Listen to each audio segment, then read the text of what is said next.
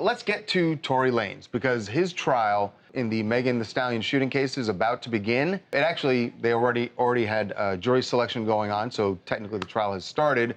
But he has just been hit with a third felony charge now, which certainly seems like really bad news for him. And that charge is negligent discharge of a firearm.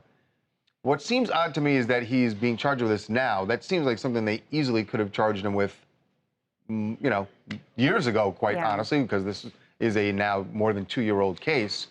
And he did plead not guilty to the first two charges that he was slapped with, which basically were carrying a loaded and carrying a loaded firearm, and then also, assault with the firearm as well. Assault with a deadly weapon. So I think what you're actually seeing here is good news for Tory Lanez. I think what prosecutors are doing is they're attempting to hedge their bets because they might not be able to prove the elements of the crime of the assault. So in order to prove assault, you have to show an intentional act. You have to show that you intended to actually make contact with someone and that you did. I think what we're seeing here, and Tory Lanez has been talking about this for a while, that it may not have been intentional, that there may have just been an accidental discharge. So now you're seeing a charge of a negligent discharge of this weapon, giving the jury something they may be able to convict him for without actually saying that he intended to do anything wrong. So this is that interesting tactic on the prosecutor's part. Jason, to what you just said, that this may actually be good news for him, it seems like Tory is taking it as good news, because hours after that third charge was added, he tweeted something quoting a Bible verse, but he says, "No weapon formed against me shall prosper, and every tongue that rises against me in judgment shall be condemned. Sit and watch now. Don't ever question the God I serve again. This is my last tweet."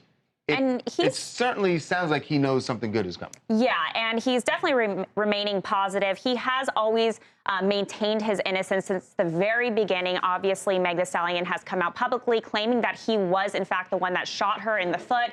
He has said, nope, that never happened. And we actually even saw him out with an ankle monitor on, because he has been on house arrest since all this has been going on, and he was all smiles, very happy, so it doesn't seem like he's bothered at all. And I think even if he is bothered at some point about this, right, because like at the end of the day, this is taking a lot of time, a lot of energy, like it railroaded his career for some time.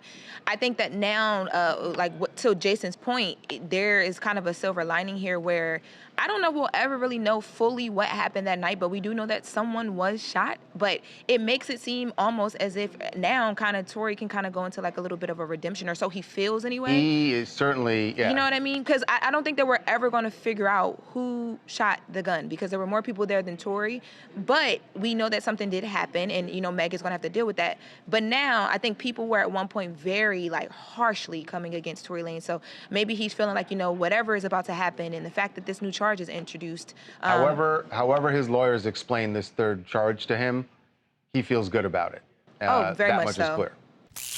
Hi, my name's Adrian, also called Brown and Bella on Twitter, and I'm actually happy that they're charging Tory Lanez with more felonies. He's done nothing except for troll and harass Meg ever since the situation started. His 15 minutes of fame need to be up.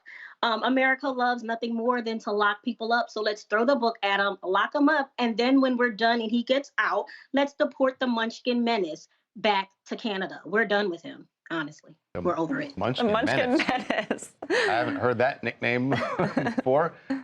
Surprised. It's been 2 years that this case is going on and hadn't heard that nickname.